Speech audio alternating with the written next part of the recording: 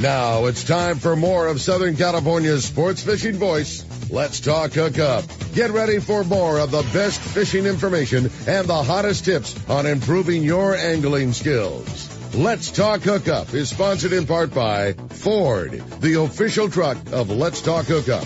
Shimano Rods and Reels. Fish with the best. Shimano. And now, Southern California's sports fishing voice, the hosts of Let's Talk Hookup, Pete Gray, Rock Cod Rick Mexa, and Corey Sandin. All right, welcome back to Let's Talk Hookup. And so stoked, the second hour here. We're on YouTube, Facebook Live, and we said goodbye to 97.3 The Fan. But we are on the Let's Talk Hookup app, and stoked to have Erik Cord. What's your title, Erik? Is a senior assistant chief. Chief. Yes, I work for the chief of patrol, and then under our program, there's patrol captains that oversee a couple of patrol boats and squads, and then we have lieutenant supervisors that run the patrol boats, and then we have game wardens or fish and wildlife officers that work on the boats. And you oversee all of that.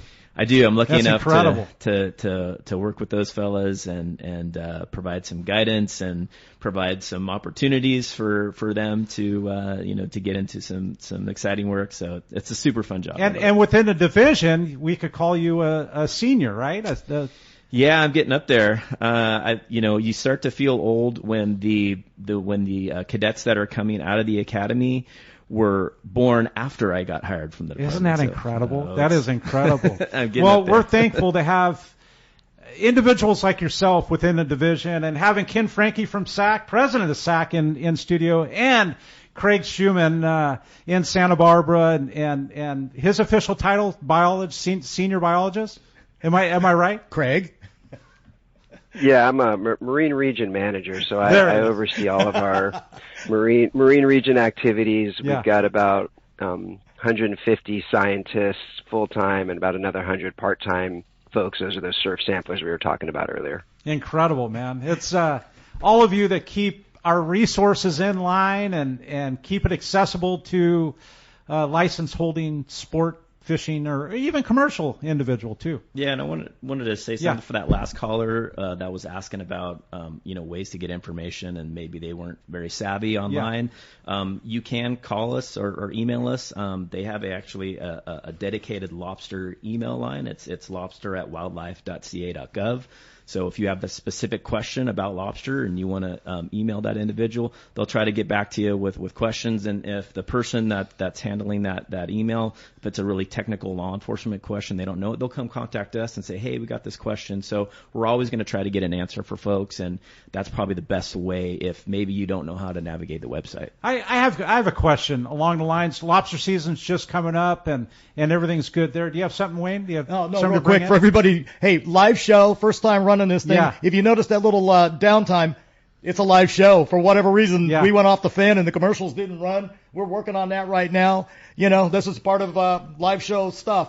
And we got Mark on from. Okay, Mark Wish, our private boater buddy. Good morning, Mark. And it's brought to us by the Fish Pros at Fisherman's Processing in San Diego. It's where you get your premier processing experience. You can check out the easier online system to book your processing for your long-range trips. And with more team members, Fisherman's Processing stays far ahead of the rest.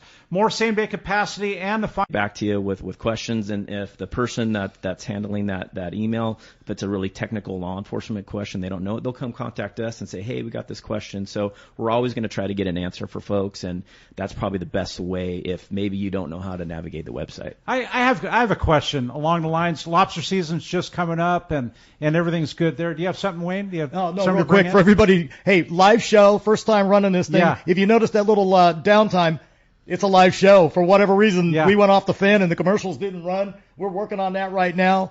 This is part of live show stuff. And we got Mark on from. Okay, Mark Wish, our private boater buddy. Good morning, Mark. And it's brought to us by the Fish Pros at Fisherman's Processing in San Diego. It's where you get your premier processing experience. You can check out the easier online system to book your processing for your long-range trips. And With more team members, Fisherman's Processing stays far ahead of the rest. More same-day capacity and the finest customer service. Stop by their location in Old Town. It's right there on Taylor Street. Or you can check them out at fishermansprocessing.com. And don't forget to make your reservation today. And good morning, Mr. Mark Wish. How you doing? We're good, Corey. Thanks for the introduction there. Wayne, Ken, Erik, Craig, full house. So much good information this morning. You guys are doing a fantastic job there. Guys, this is the last report of our 2025 summer season. And it's been a bit different, I got to say. A little more weather than normal, a little less fish than normal, especially in their inner areas here.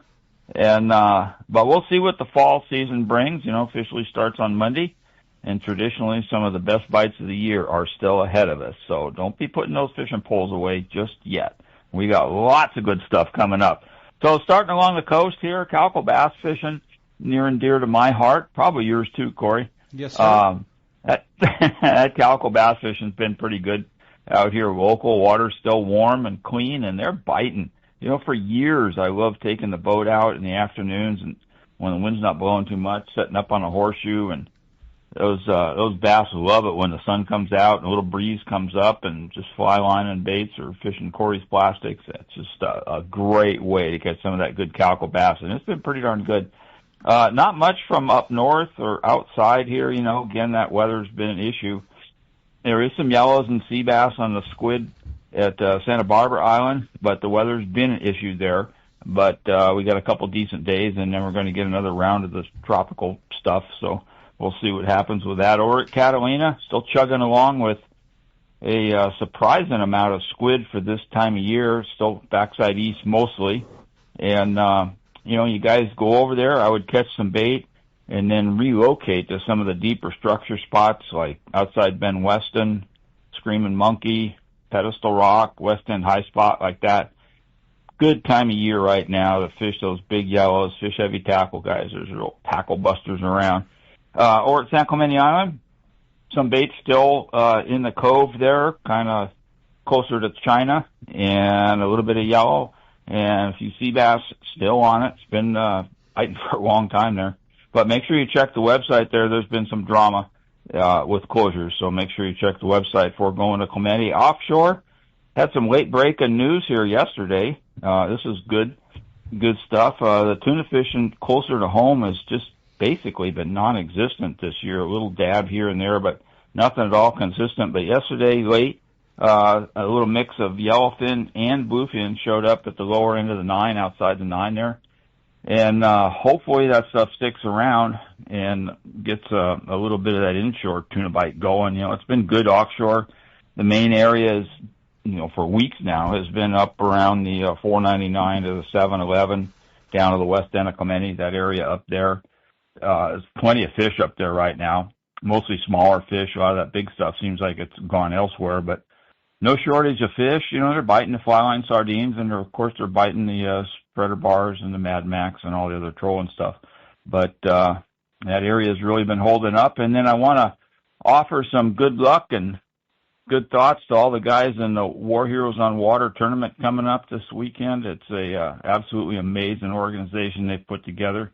Best of luck to all you guys fishing in that. And beyond that, go fishing, guys. It's still a lot of stuff going on. Absolutely. Great report, Mark. I know. It's all that good stuff. And, you know, all that good information, Mark, and everything that Danny provides and fishdope.com. And if you ever want to join and be a member and get all that good stuff, Hookup now, and that's all lowercase, no space, and it'll save you $30 if you want to join up the entire year and get all that good info.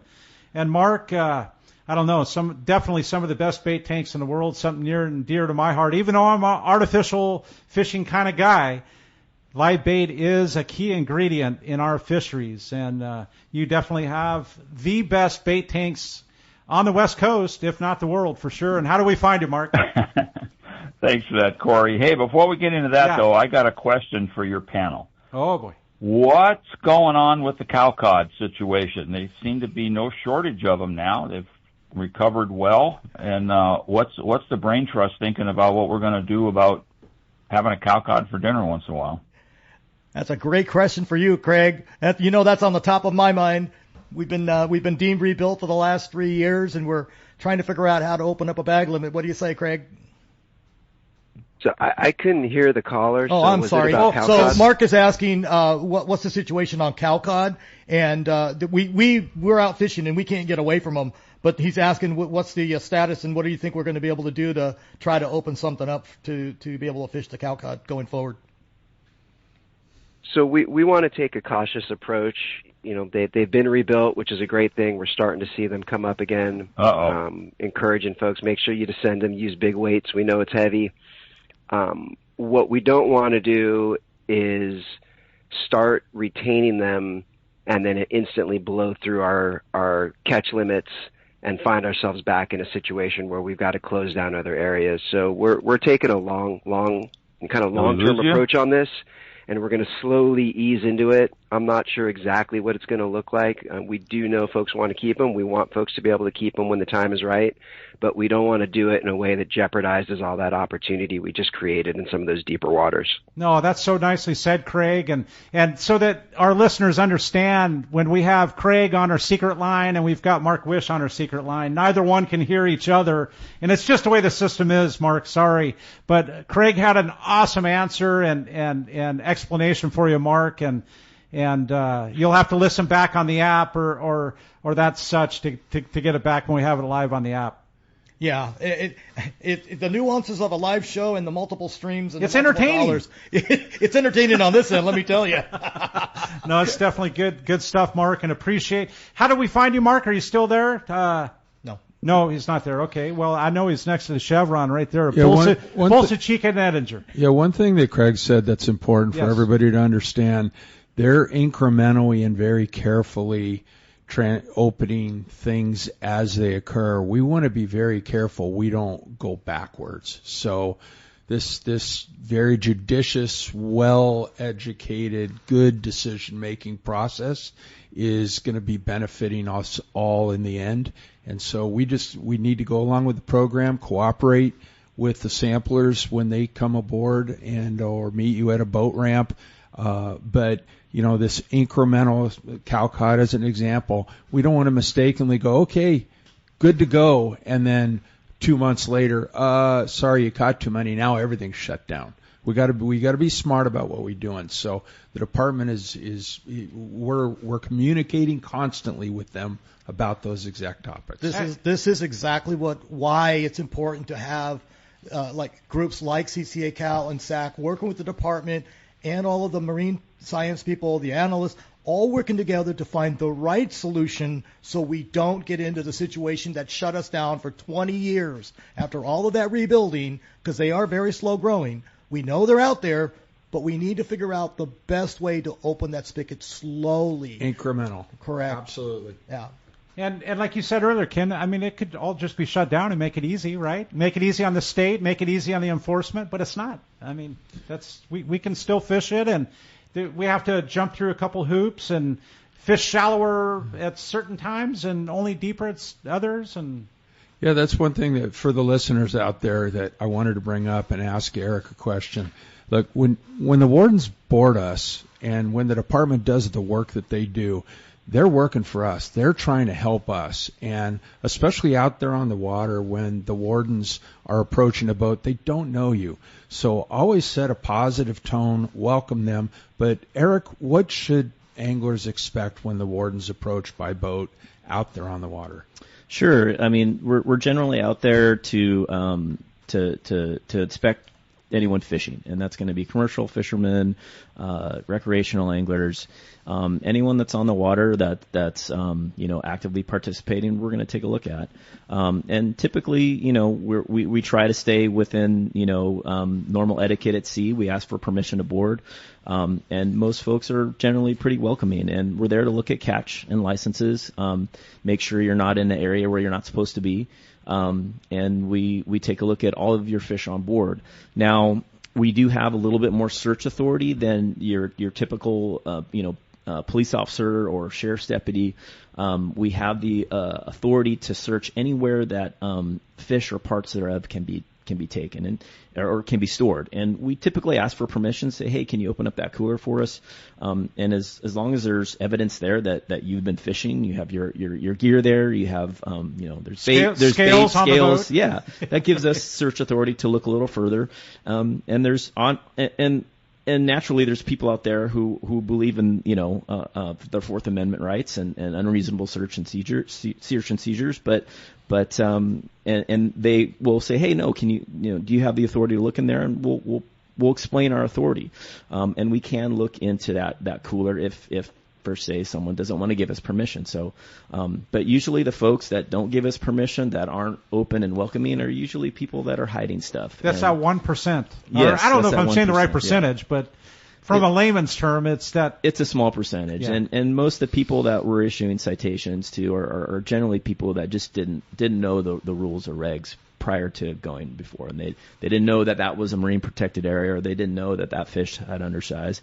And then there's a very small percentage that intentionally break the law, and you can tell because they stop fishing when we approach, or they try to pull up anchor and go away, and or they're hiding stuff and they're being evasive on our questions, and those are the people that we're really trying to find out what they have and why are they being secretive about what they're doing. That's pretty simply said. Absolutely. Hey, so Pete's on vacation, heading up to Montana. Yeah. I saw the pictures of him stopping by, Lolly stopping by Yellowstone and seeing the geyser and all that. But hey, he texted in and he wanted us to try to promote this. There's Mason with LLC Fishing Club president. They're doing a premiere of The Ghosts on the Pacific at the Encinitas Farm Lab. Dive into the story of the elusive white sea bass through breathtaking underwater cinematography. The film explores the challenges and rewards of pursuing these ghosts in the deep and the conservation efforts into future generations. And there's an opportunity to go see that. It's coming up here. Let's see, when is it? That sounds like a fun one for sure. Yeah, it's where's the date? Hang on. I mean that the whole ghost being the white sea bass thing, right? I mean that's sounds like a lot of fun. So they're just going to go to their website. It's the LLC Fishing Club. Go there, and you can buy the tickets. They're $25 a person to go, and then watch it. You can go sign up online. It's llcfoundation.org, and it's under the event tab. So go see it. It's a great movie. I've actually seen it once already. And then, hey, just a reminder, Rollo has their Rada Week going on right now, their giveaway. They've got the Rada Week tickets being sold. You can contact Tim at 951-264-7382. There's, it'll be going on from November 6th all the way through January 22nd. There's Seeker, CalStar, GraphTech, Batson, Fishing Syndicate, Taipan. There's all these great rods that will be given away, on top of which, for $25, you get an entry. But if you buy 4 right now, they're giving 1 extra ticket for free.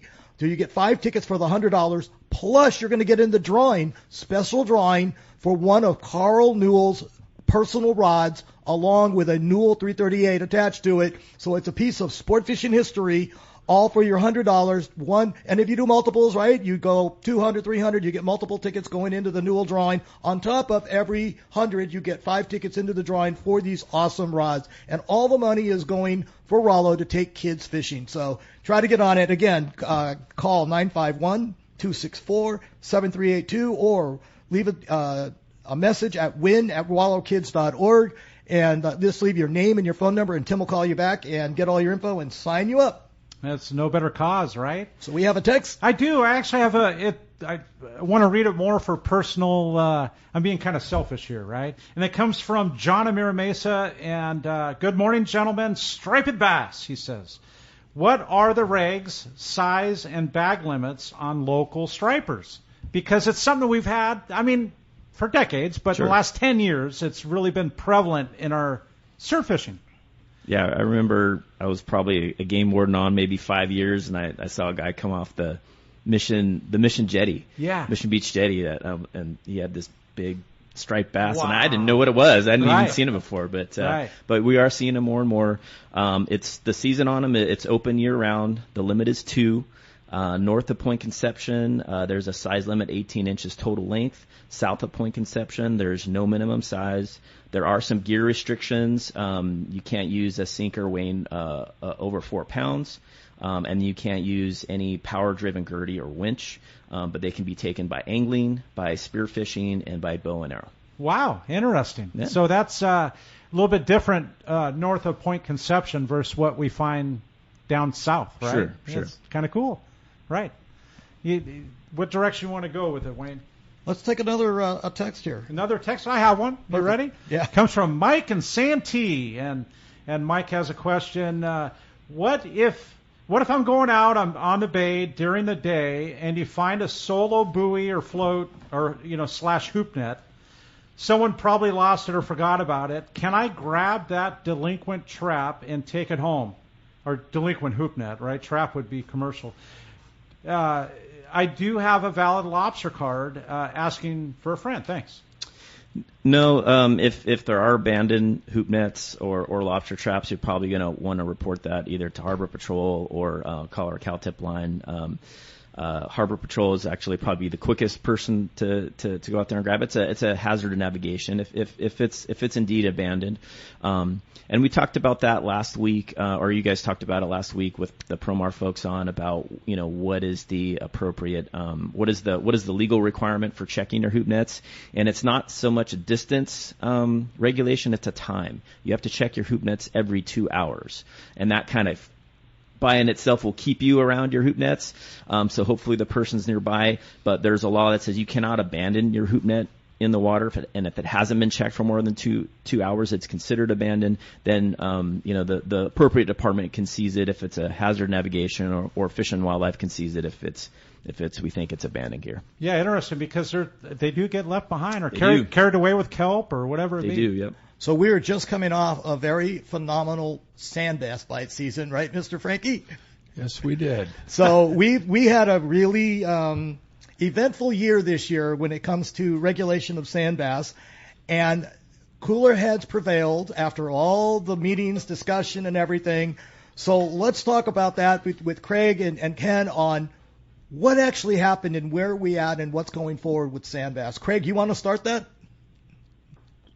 Sure. Thanks, Wayne. So department's been tracking sand bass for a number of years, and the data that we had indicated that we weren't seeing recruitment, that sand bass populations were starting to decline, and that we needed to apply some additional management measures. So, this was about a year and a half ago, we brought up a package to the Fish and Game Commission with some potentially pretty significant restrictions, including possibly closure of the summer season to protect spawning sand bass. As we started going through those discussions, the fishing community came to us. Ken, Wayne, others, y'all came to us and said, hey, this isn't consistent with what we're seeing on the water. We don't think this is 100% right. We think you're missing some of the story. So as we started going through the Fish and Game Commission process, we heard you, and we thought, you know what, let's pull back on this a bit. Let's hit the pause button.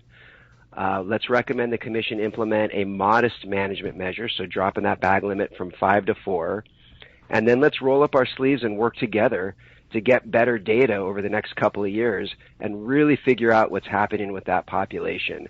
And so kudos to you all for coming in constructively, for helping us roll up our sleeves, for getting the sampling in place this summer. And I'm really excited to see what data we start getting and what we do with it. Yeah, one thing I'll add to Craig, what Craig said, first of all, just perspective-wise, good leadership. Fish and Game Commission, Craig set the tone up at the commission meeting, but there was just so much collaboration, there was cooperation, and they created a working group where we could put together all the information on the table for everybody to digest. And to Craig's point, yeah, we all recognized we needed some additional data resources before a good decision could be made. And, the quillback situation, we're thankful that at some point it was, okay, restore it. But in this case, the department paused and came up with a very good decision. and a recommendation to the commission.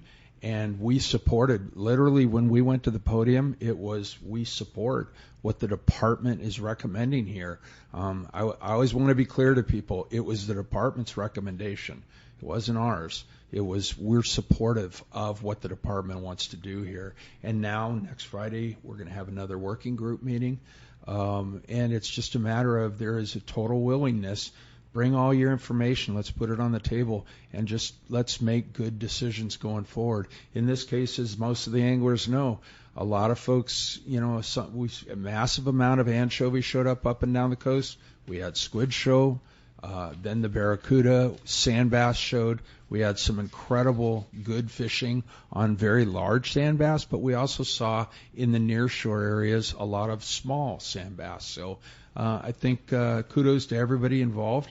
And you're going to encounter on the sport boats measuring boards that we worked with the department to deploy where we're going to actually continue. We started it this year, but we're measuring all the fish, the shorts and the legal ones, to give more resource information to the department biologists so they can make good decisions. So, I think overall this is going to be a good lesson and one that we can build from. I agree. It's one of those things where all of us put our heads together. We got frustrated in the middle of the process, but then we all buckled down and said, how do we find a solution? How do we fix it? Where do we get the data? So the sport boats are doing the measuring. CCA Cal, part of their star tournament, added a shorts division as well as their normal bass division. And the short division on that measuring was the largest supported area of the entire thing, huh? Of the entire section, yeah.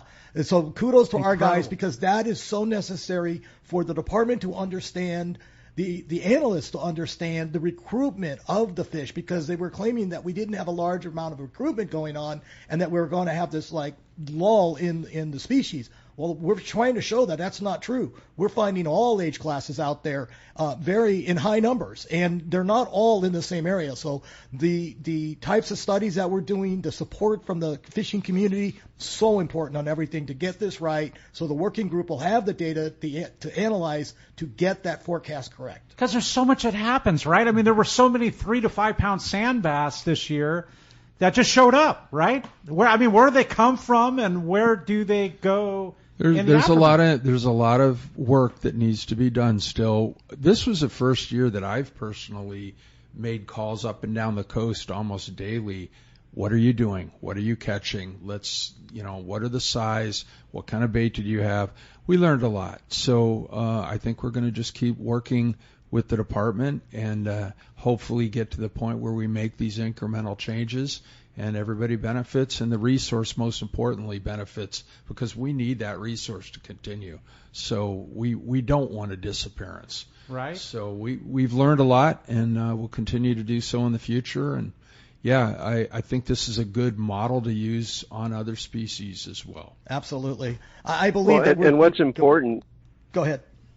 Well, I say what's important is we were able to do this because of the trust and relationships that we've all built up over the past 5 to 10 years. Absolutely. The department and the angling community hasn't always had a good relationship. I know that, but I think with your all leadership, with the approach we're taking on our end, we've been able to build that trust over time, which enabled us to have faith in each other, to take the risk, to do something like this. And I think this is just the first step of many really good things to come.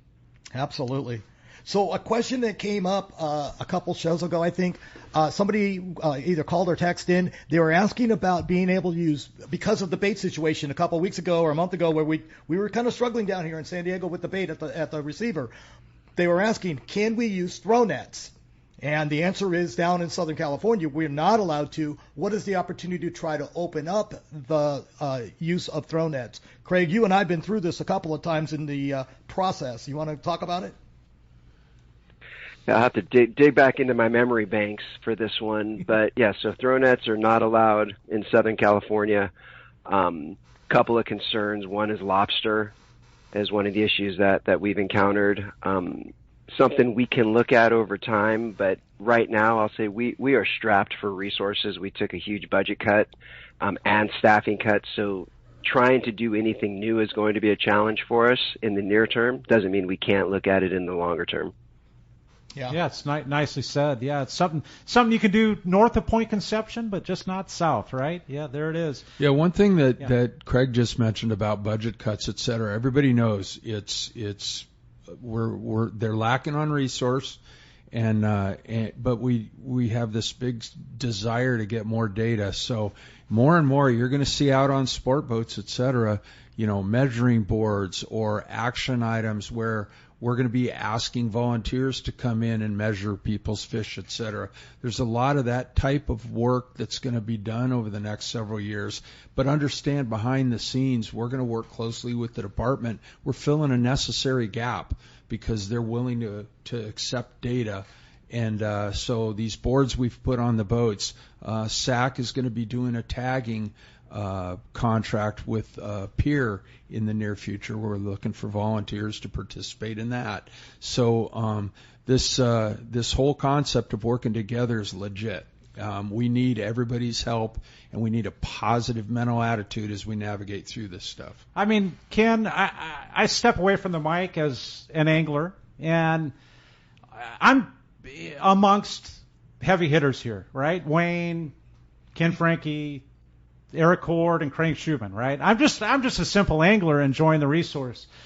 But I can say, and like Craig said, in the last 5 to 10 years, the relation has built strongly. And I think personally, as stepping away from the mic and being an angler, I think it's because of Wayne Cotto, CCA. I think it's because of Ken Franke, and the resources of an Erik Cord and the department working with Craig Shuman and the state to make it all happen. Seriously. We try so hard to stop the fighting because nobody wins in a fight. Yeah. Our whole goal has been find a solution to a problem, no matter what it is. Find the common ground, because all we're trying to do, I believe we're all trying to get to the same result: responsible and sustainable outdoor recreation. And all these fights just cause hassle. It doesn't get you anywhere. So how do we fix it? Better data, better science, more staffing, obviously, when we can. So we're the lobbyists. We're the ones that go up to Sacramento or to the feds and lobby. That's our job, to help them to help us. And I honestly believe that, and that's what we've all been working for. How do we work with the science team to get the data they need? We didn't know what the data they were missing. We didn't understand it. We sat down and we've had the meetings with them, constantly have the meetings with them. Okay, now what are you using as a tool for forecasting? What is the data? Where are the assumptions in those tools? And we are slowly picking away at trying to get better data for better analysis, to get better forecasts, so that we can all trust it and then trust the output to say, this is what we see on the water. It matches what your model says. Now we can all move forward and do the right thing at the right time. What I've always said was, we see things before the model shows it, because the model is historical data. And so what happens is, by the time the model gets the data in it, spits something out and does it, we're already past that curve. We're looking historical, not forward. We need a better method to go forward faster, like we do in other industries. But it's not that simple, because we're stuck with fisheries management plans, processes, and procedures. And cycles. And natural cycles. There's no pause buttons. We've said this a long time. There's no pause button. We're trying to work through those processes.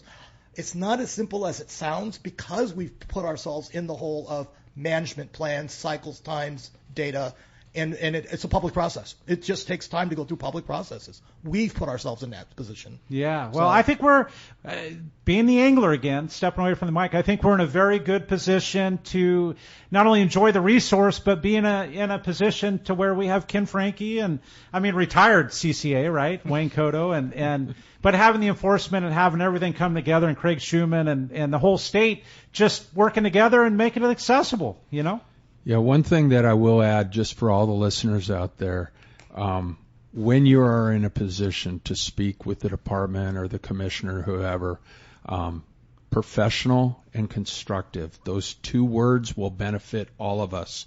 Anyone that does something other than that, it detracts from whatever we're trying to do. I've said something on here that is probably not the nicest thing in the world, and I'll say it again. Just don't be stupid. Simple. Don't be stupid, right? Or rude. Don't be rude. Right. We're all professionals. We're all trying to get to the same spot. Treat everybody with respect, kindness, and just provide the data that we needed. It just makes it easier for everybody. We're not doing it to harm you. We're trying to do it to help us. So. Yeah, exactly. Hey, yeah, and not to say we can't disagree. Correct. Disagreement is totally healthy. We've had plenty doing of it in a way disagreement that on we're the floor, constructive. right, Craig? And we're respectful about Yes, how we we have. disagree. We may not agree with what your analysts are saying, but we're talking about the terms, the data, and we're just trying to make points. We're trying to all get to the same spot using the points, using the data, and then try to figure out how to find a solution that we can all get to.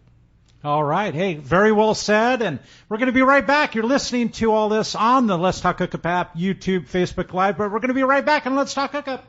Looking for the ultimate Alaska fishing experience and the best value in Alaska? Look no further than Kingfisher Charters in Sitka, Alaska. A trip to Kingfisher includes everything you need to make your experience legendary. The finest fishing fleet in Sitka with the best captains, deluxe accommodations, gourmet food, world-class fish processing, and the best part, it's all included for one amazing price. Kingfisher is Let's Talk Hookup's most popular destination. Hundreds of listeners have experienced Kingfisher Charters, and most go back again and again. You have probably heard a lot of big promises from other Alaska lodges, only to find there were lots of hidden charges. Not Kingfisher. Everything is included. 10-hour fishing days, your license, fish processing, super deluxe accommodations, amazing food, airport transfers, and fishing gear. All you bring is your layer clothing, and Kingfisher covers the rest. Kingfisher Charters, your Alaska fishing destination. 800-727-6136 or check kingfishercharters.com. All right, let's talk about Shimano. And what else would I want to talk about than Tranks, right? Exactly. Corey's favorite reel out there, especially with all the live bait going on right now. Yeah. You know, we got those little baby sardines and anchovies out there. They're going all the way down to 20 pound and a number 4 hook. Corey, what are you going to use? Well, Marco's talking C4 Twilight Trip and bonito. I don't know, 2 to 3 pound bonito. How can you go wrong with taking your junior and fishing at 300, 400 Tranks and just having a good time? And what says it better than Tranks?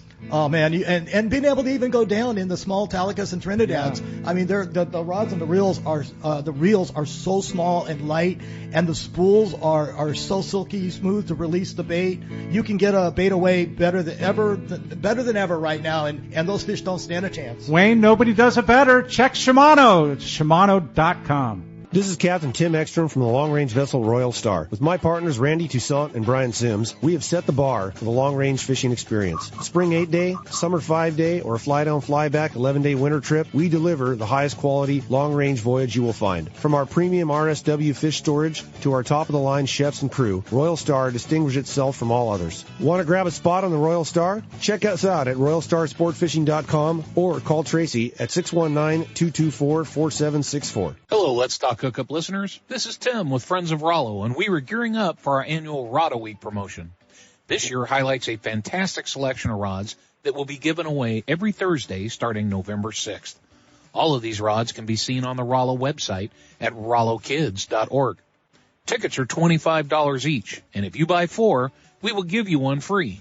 When you buy 4, you will also be entered into a drawing to win one of Carl Newell's personal rods and Newell reel.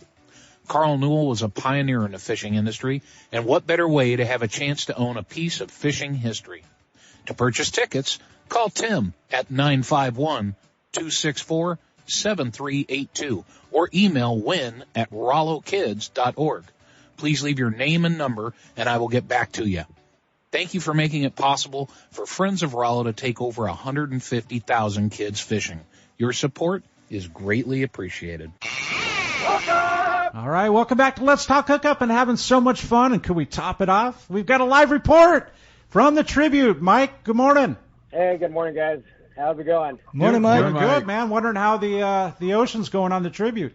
Well, no, I just got a recording of a sonar that I play in the background. I know, I love it. Dude, that just gets me excited. I love that sound, and I'm sad that all the other sounders do not have that on there as a feature because, man, that puts me to sleep listening to that. Well, well, it's funny because our port stateroom is right above the speaker, and you get guys, as soon as it comes on in the morning, you get some of them that reserve that stateroom. They're like, I do it just so I know when we're going to stop. And I'm like, that's pretty smart.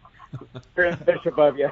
That's being in tune. Are the fish biting or what? Yeah, you know what, they are. We made a longer run than we would normally like to yesterday on our one-day trip, and we were able to pick up a dozen bluefin. We had pretty steady action. We're out in the same area here this morning. We've got 11 bluefin on the boat. We've got a couple hanging.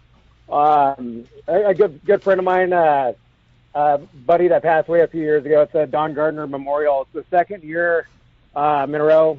Basically the same group of guys, and it's the same area, same weather, and same fishing. Incredible. Yeah, it's we had pretty decent action this morning. A lot of 40, 45 pound bluefin, and unfortunately everybody's fly line is 25 pounds. So you know how that goes. I think we've landed 11 out of 30 or something. That's always the question. You pull up on a stop. What are you pulling off the rack? You get anything from 20 pound to 100 pound, 200 pound fish out there. Which one are you going to grab? Well, on that said, I think our first fish on boat was like 15 pounds. So everybody looked at that one. Oh, here we go. And then it was just, at one point I took a video, and it was kind of depressing because I look in the video and there's like 10 fish hanging, and there's one on deck, and I think we landed 3 of those. Wow, incredible. I know Tyler running the Cortez. He was out here yesterday next to us, and they trolled up a 125 pounder, and I'm like, please no, not on 25 pound. Like, right? Well, it won't be a long fight. Trust me. That won't be very long. No, you're right. It'd be quick, but it's biting. I mean, I think everybody out here's got decent fishing so far for the morning. No, that's incredible. It's nice to hear our locals fall fishing. We call it the local summer, right? Are there opportunities to join you, Mike? I mean, with the good action and good sign, fish happening, bite. There is. We've had a couple of spots open up. We have one spot for tomorrow night, which I'm sure will be full by the time we get off here.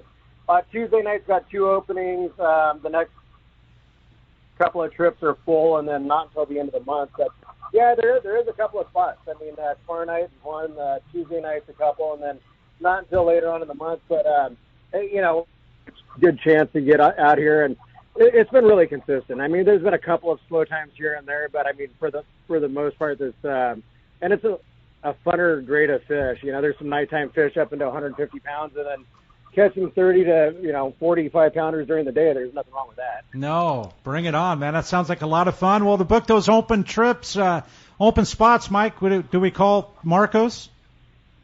Yeah, I don't know if he's going to follow me up. He usually does, but Seaforth Landing, 619-224-3383, seaforthlanding.com, tributesportfishing.com. And I just posted some videos here from the morning, and it's off to a good start, and we're digging it. We just need to land. Hey, we were just laughing because this is the one time you came in after Marcos. Right, exactly. Yeah. Yeah, it was probably because I just got done posting pictures. Otherwise, I'd have had him beat by a minute. Oh, there it is. Well, Mike, we appreciate always appreciate the on the water reports and giving us what's actually happening out there, and look forward to maybe you'll call next weekend or maybe tomorrow even. We appreciate you calling in, Mike. That's a good possibility, but yeah, it's as real time as it gets when Yeah, we always appreciate it. We'll try to check in tomorrow. Okay. All right. Hey, thank you. We're going to go from there. We've got our Baja Report. It's with Chris Moyer, and it's at Smokey's Curing Company and Cantina, our Baja Report. Good morning, Chris. Corey, Wayne, buenos dias to you guys and the rest of the guys out there. How buenos dias. We're doing good, man. You had me last week talking about roosterfish, and maybe, God, you had me there already, man. Enjoying Smokies in the afternoon, but fishing on the beach, catching a roosterfish maybe in the morning or in the evening, man. You had me there. I was going to just say, Corey, we got to get you down here. This has been the best roosterfish bite in many years. I've been here 25 years, and I'm telling you, it's so good, and it just continues, and it's every day, and it's close in. It's everywhere. It's everywhere straight off Los Fariles. Go to the north off Punta Pescadero, head over to Rancho Leonero, La Ribera, Punta Reina, the Lighthouse. I mean, they're everywhere, and you're getting 40 and 50s literally every day. You know, you can do it all day if you want, but we got to get you down here, man, and we can go out on the Vaquera and get you a bunch of roosters. Oh, and man. And some shrimp tacos if the Pacific goes after. It's crazy. Oh, you're talking to my heart, man, and enjoy the cantina afterwards. Are you kidding me?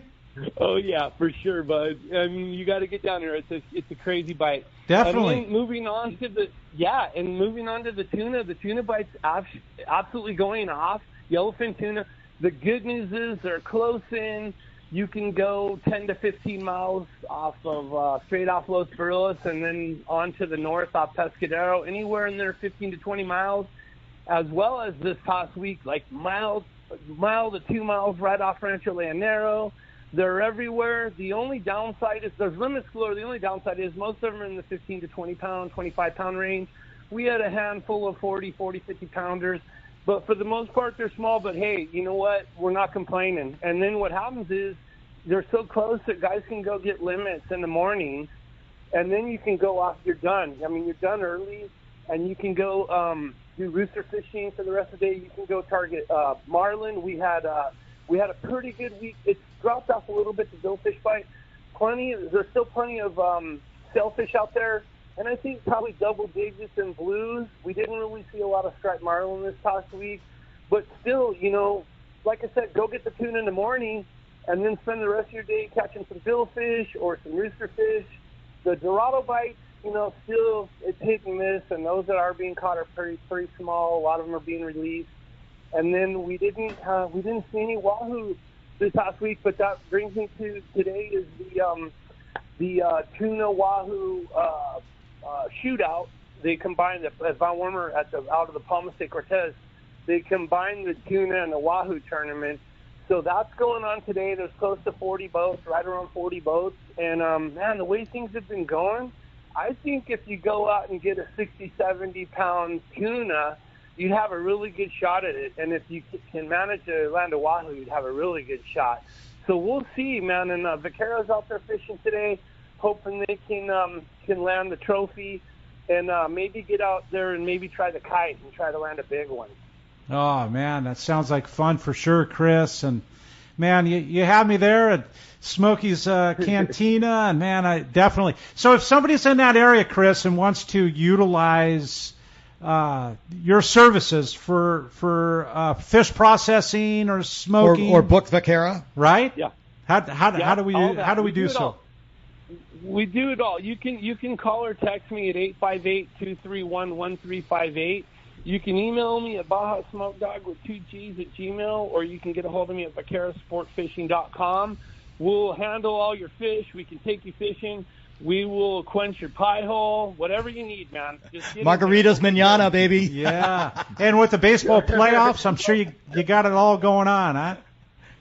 We got it all going on, and we're rolling, man. And this is about to be the really busy time of year coming in October. And we're keeping our eye on it. We got a little storm maybe next week coming, and we're just keeping our eye on it. But I think we're going to come out okay. So let's just get to October, and we'll be really clicking on all. Great report, man. Really appreciate it. And we'll talk again with you next week. I know. It's one of my favorite ones for sure, next to Gundy Gunderson's Surf Report, right? Thank you, Chris. Look forward to talking to you next week. So much. All right. Hey, and I want to remind you that's brought to us by Norsk Lithium. Power your boat with Norsk Lithium, the ultimate choice for marine adventures. Norsk delivers unmatched starting, trolling, and electronics power. Norsk batteries are packed with cutting-edge technology. Upgrade your marine power today. Set up your system at norsklithium.com or go see the trolling motor doctor in L.A. Excellent. So we got Tommy P, the famous Tommy P, that helps us out with Let's Talk Hookup. He texted in asking, he might have been asleep during the first part, asking about the licensing app and how do you do it for your phone. Craig, you want to get him on that one? Sure. So you can go to your app store and download the CDFW app. Let me see what that's called. CDFW license. Enter a username and password, get yourself linked up. One thing I've noticed personally is that if you get a new phone or sometimes if you get an update, it will log you out of the system. So make sure, every couple of weeks, every couple of months, depends on how often you go out, you just get in there, you log in, you make sure your profile is in your phone, because if you get offline and you're offshore and you can't log in, you want to make sure it's already in there on the app.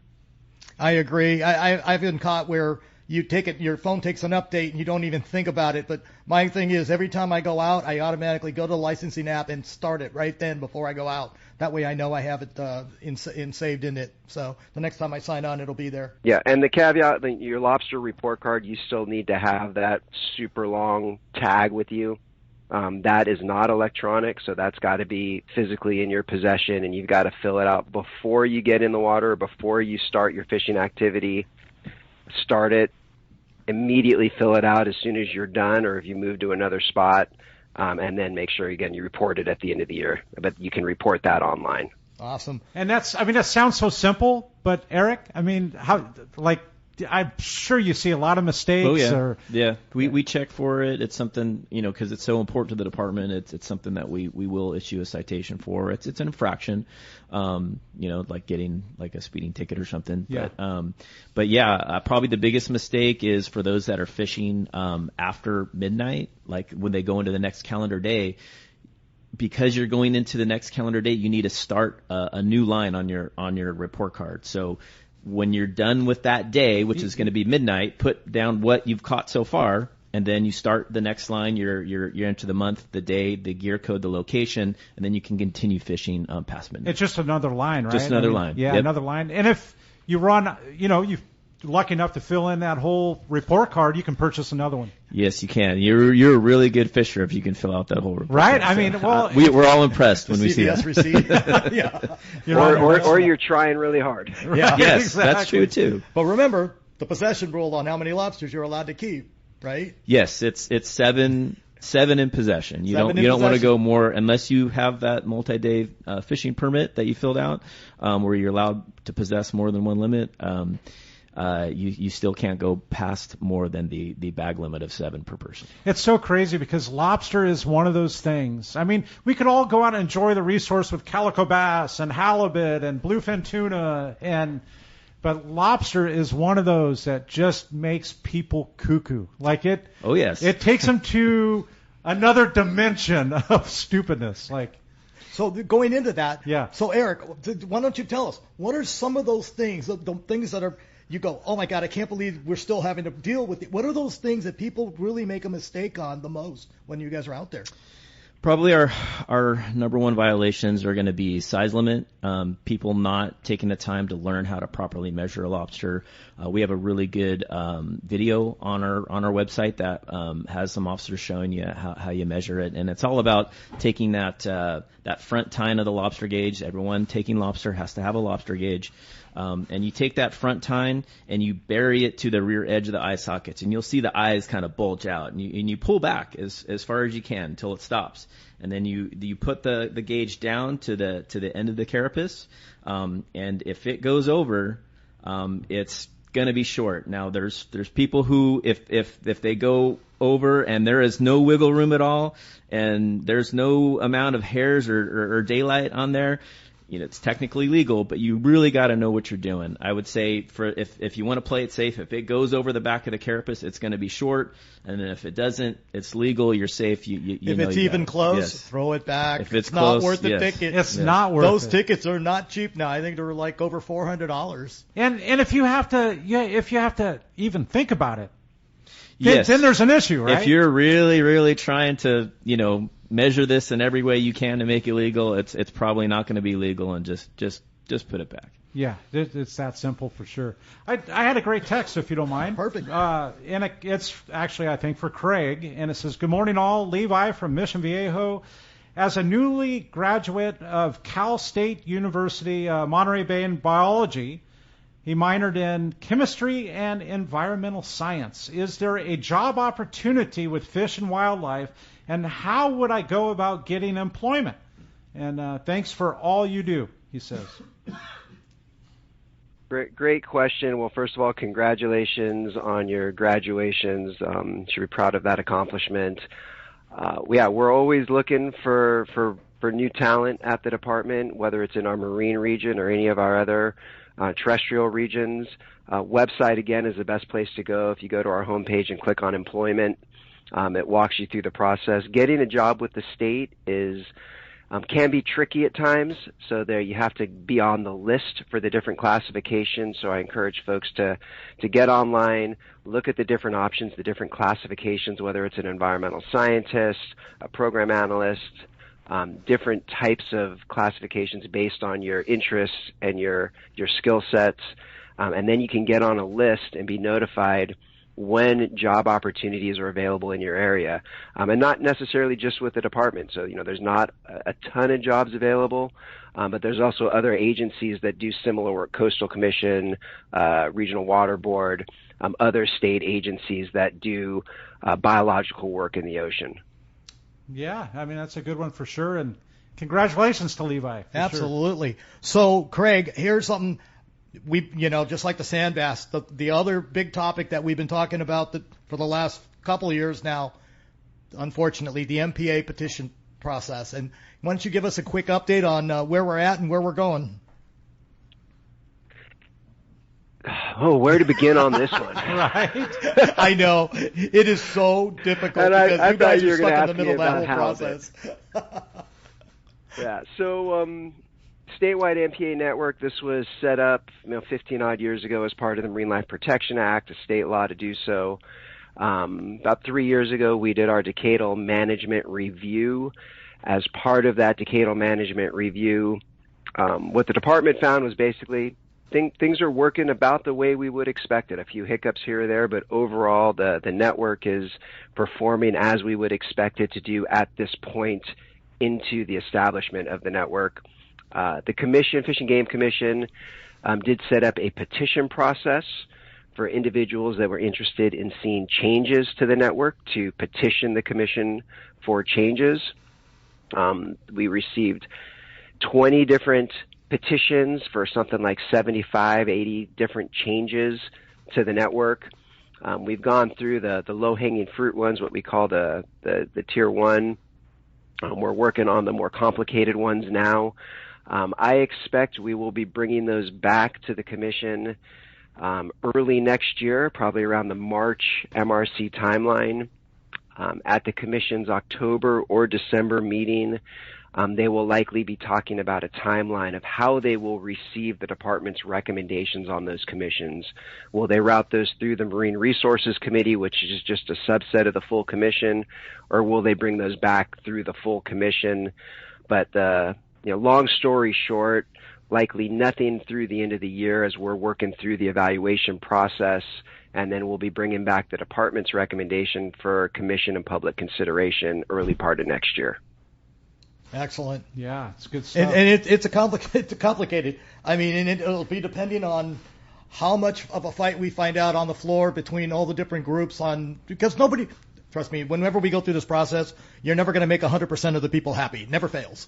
It's just how much can we find the common ground to get to a solution that people can agree on. So, which is as complicated as anything else in this world, right? Yeah. World politics, but here we are talking state resource, right? Absolutely. And it's maybe a little more difficult.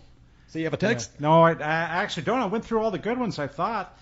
But, do you have a good one there? So Mark White from Canton, Ohio, of all places, he goes, by chance, is there any way that we're going to get the Cherry Bank reopened for bottom fishing?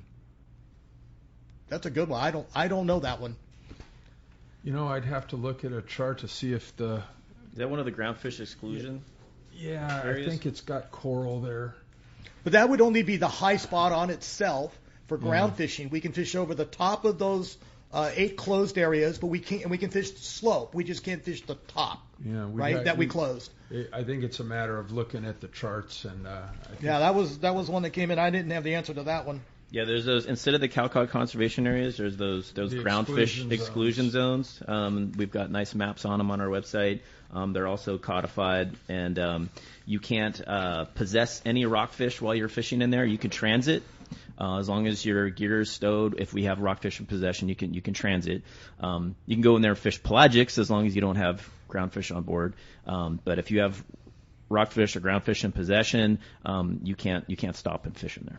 Interesting. Yeah. So people, to refresh everybody's mind, What happened was we had this cow cod conservation area. It was over 4,000 square miles closed to us for over 20 years. But once we had the cow cod deemed rebuilt, we worked together with the environmental community, the commercial, the rec fishermen, CDFW, NOAA. We worked with everybody to figure out how we can open up those areas. And the agreement was that we had, I think, 8 groundfish exclusion areas, but we opened all the rest of that area to fishing. So this was the agreement and the solution. It was the one time that I can remember that we did not have any fight on the floor because everything had been worked out prior to getting there. So when we went through regulation changes and approval, they couldn't say no because there was no argument why they shouldn't keep it closed. So that was a very big thing for us. Yeah, the Cherry Bank is one of those groundfish exclusions. So that makes sense. So what's going to happen is, unfortunately, right now, because of the coral on the Cherry Bank, that's why it's closed for ground fishing. No bottom contact is the reason for that. We're interesting. Coral. I mean, Wayne, explain to me, like tropical. Well, there's certain areas that when they did the surveying of those high spots, that there were certain coral, and they want to protect those coral for the ecosystem value. Interesting, for sure. Yeah, and these are deep water corals, not the corals that you think about when you're thinking about a tropical coral reef. Oh, okay. Yeah, thank you, Craig, for sure. Yeah.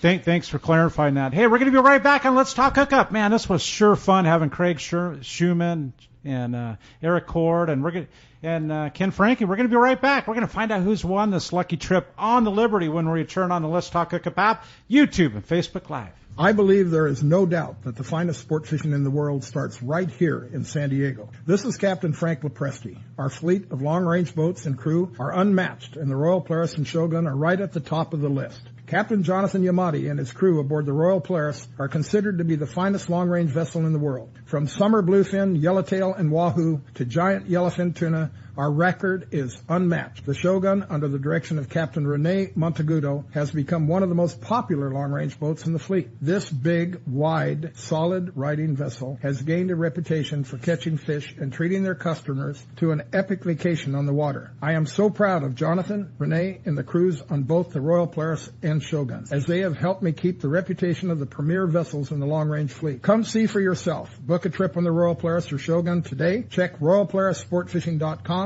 or ShogunSportFishing.com, or call Monica or Jen in the office at 619-226-8030. The top fleet and superb fishing is what Seaforth Sport Fishing in Mission Bay is all about. With free parking and fully stocked tackle shop, it's no wonder Seaforth Sport Fishing is a favorite among anglers. Come aboard top boats like the Aztec, Cortez, Endeavor, Apollo, Outer Limit, El Gato Dos, Pride, Tribute Pacifica, Pacific Voyager, and the Voyager. Plus, the new Seaforth, Sea-Watch, and San Diego offer the finest half and full day trips available. Seaforth Sport Fishing. For charters or regular open party schedule, check SeaforthLanding.com. Run by fishermen for fishermen in Mission Bay. Take a closer look at the Ford F-150. You'll see hard work, a great adventure, and so much more. Inside and out, it's designed for the family, the road trip, and the most demanding job. The 2025 Ford F-150, whether it's gas, hybrid, or the all-electric Lightning, find the truck that will meet your needs. From California's best-selling truck brand, the 2025 Super Duty, the rugged Ford Ranger, and the versatile Ford Maverick. It's time to see Ford in a new light. Visit your San Diego County Ford dealer today to see the great selection across the full truck lineup. Inside information is everything when it comes to catching fish in Southern California. You need a code group to connect with what's happening on the water. FishDope.com is your code group. Inside information available at your fingertips 7 days a week,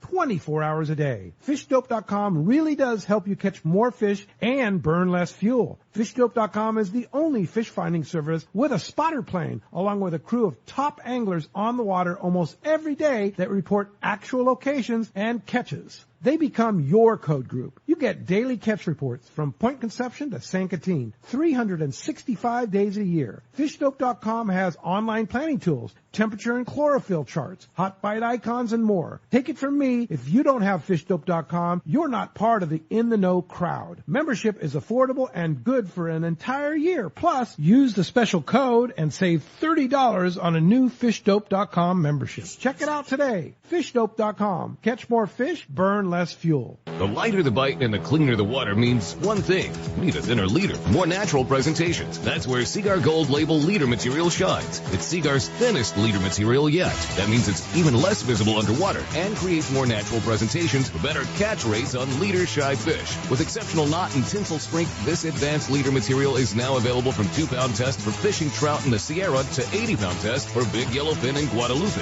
Get Seaguar Gold Label at your favorite tackle dealer or learn more at seaguar.com. All right, welcome back to Let's Talk Hookup. We're going to have Erik Cord flip the coin on the table here. There you go. There we go. Whether it's a caller, texter, and today it's a texter. Goes to Mike and Santee, a trip on the Liberty. And Erik, you had some good information for new laws coming up. I do. There's one more important one that we wanted to cover. It's for your hoop net lines, the lines connecting your net to the buoy. That's going to be effective in January 1st.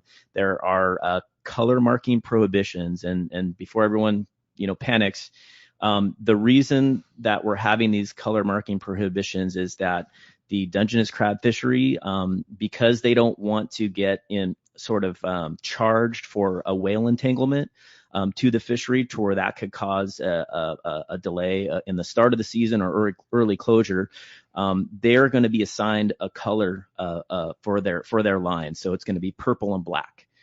Oregon crab fishery is going to be assigned, I think it's yellow and black, and then Washington, yellow and black for Oregon and red and black for Washington. So those colors of lines are going to be designated for those fisheries. So we don't want our hoop net fishers to have those same colored lines in case there's a whale entanglement with their hoop net.